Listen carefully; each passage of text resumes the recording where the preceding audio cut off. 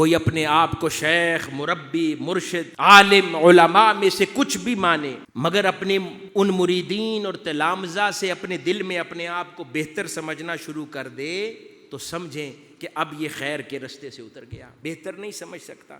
اس کے اوپر کئی بزرگوں نے بہت خوبصورت لکھا، وہ فرماتے ہیں کہ اگر تو اکیلا بازار میں نکل جا اور چلا چلا کر کہے میں ولی اللہ ہوں، لوگ تجھے مانیں گے یا ہنسیں گے؟ کیا کریں گے؟ ہنسیں گے۔ کہتے ہیں ہاں پھر اگر 20-50 مریدین کا لشکر لے کر ساتھ جا تو بغیر کہے بھی 4 لوگ مانیں گے کہ کوئی بڑا ہے۔ فرماتے ہیں جن مریدوں کی وجہ سے تو شیخ بنا ہے، جن مریدوں کے ساتھ چلنے کی وجہ سے تو شیخ بنا ہے، ان سے کب سے بڑا ہو گیا؟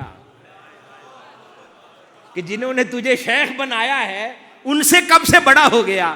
وہ 4 نہ چلے تیرے ساتھ تو کوئی اکیلا پہچانے نہ تجھے۔